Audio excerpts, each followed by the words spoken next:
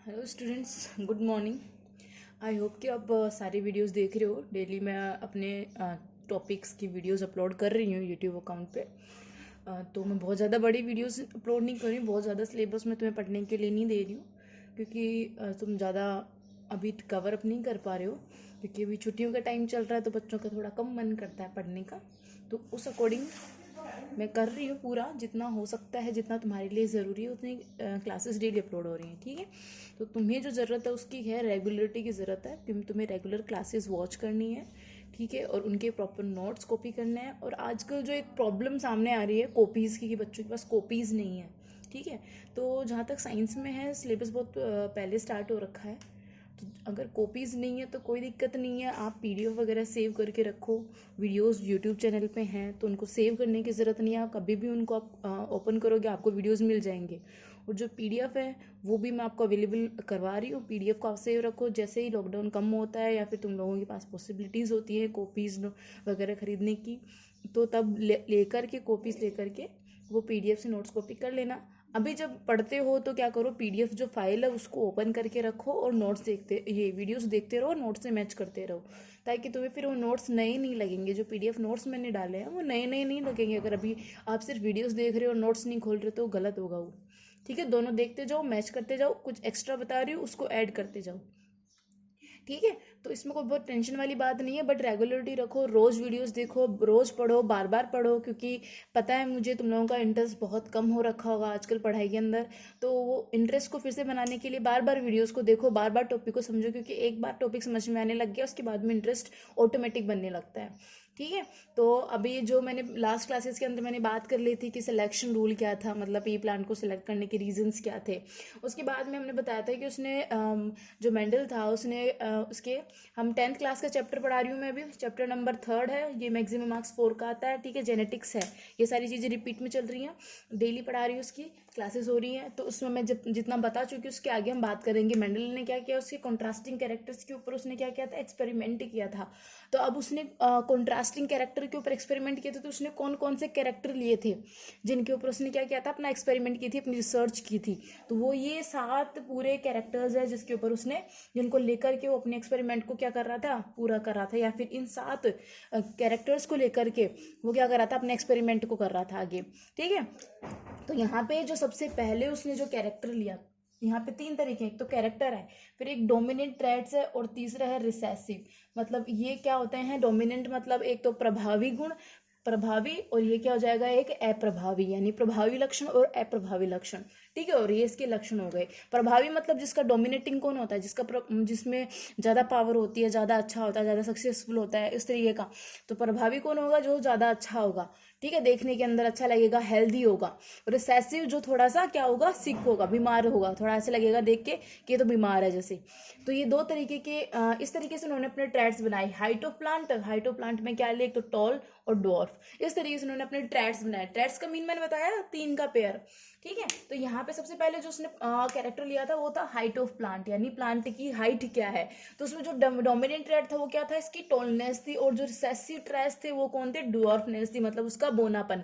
ये क्या हो जाएगा, लंबापन और उसका बोनापन। ठीक है, टॉलनेस और डॉर्फनेस हो जाएगी। ठीक है, इसका जो फर्स्ट कैरेक्टर था जो जिसके ऊपर उसने रिसर्च की। उसके बाद में उसका जो सेकंड कैरेक्टर था वो था पोजीशन ऑफ द प्लांट, यानी प्लांट की पोजीशन क्या है। प्लांट की पोजीशन से क्या मतलब है कि प्लांट एक्सियल तरीके से है या फिर टर्मिनल तरीके से वो क्या करता है, एग्जिस्ट करता है।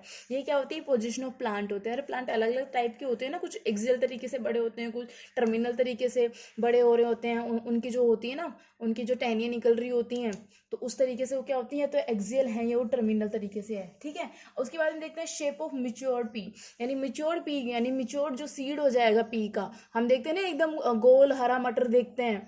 ठीक है, तो वो किस शेप में होगा, इनफ्लेटेड होगा, और अगर इनफ्लेटेड है तो वो क्या है, एक हेल्दी है, मतलब हमारे काम में आने वाला है, हेल्दी पी है वो। ठीक है, और कॉन्स्ट्रक्टेड मतलब थोड़ा सा ऐसे कॉन्स्ट्रक्ट हो रखा है, छोटा सा है, तो वो कौन हो जाएगा, रिसेसिव ट्रेट से, मतलब वो हमारे ज़्यादा हेल्दी नहीं है, हमारे ज़्यादा काम का नहीं होता, इस तरीके का।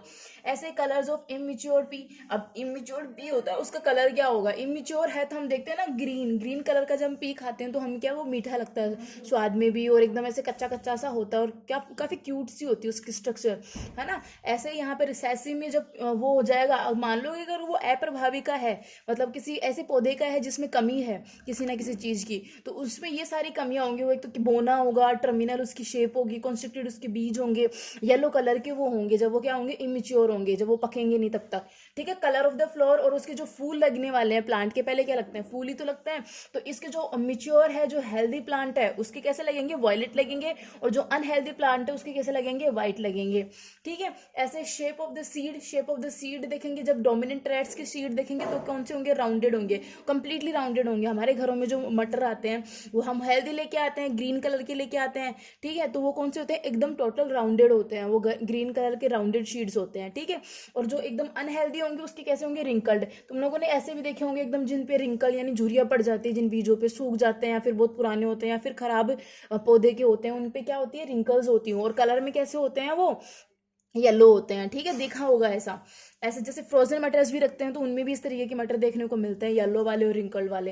ठीक है, ऐसे कलर ऑफ द सीड, अब जो सीड हमारे बना उसका कलर क्या हो सकता है, उसका एक तो क्या हो सकता है, येलो, जो सीड बन करके आएगा।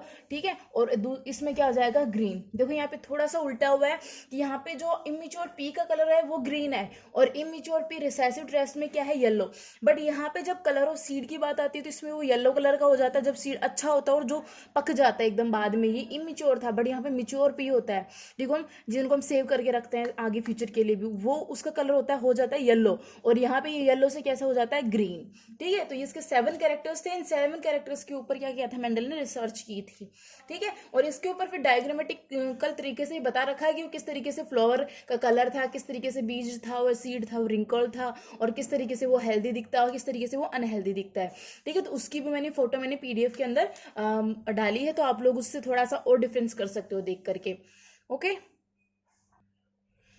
इसके बाद हम बात करते हैं मेंडल का एक्सपेरिमेंट जो था वो बहुत ही अच्छा था, वो काफ़ी अच्छा था। उसने बहुत बढ़िया तरीके से पी प्लांट को सेलेक्ट किया, उसके जो ट्रेस थे, उसके जो कैरेक्टरिस्टिक्स थे, जो पेयर्स उसने यूज़ करे, वो बहुत ही वाइजली और बहुत ही समझदारी के साथ में उन्होंने चूज़ करे थे, और उनके ऊपर बहुत ही समझदारी के साथ में उन्होंने क्या एक्सपेरिमेंट्स किए थे।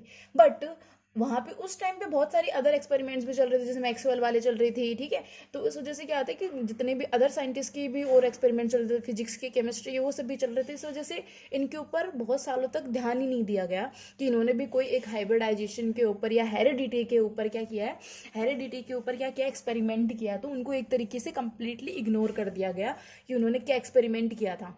ठीक है, तो 35 साल तक उनकी इस डिस्कवरी पे किसी ने ध्यान ही नहीं दिया कि उन्होंने क्या रिसर्च की।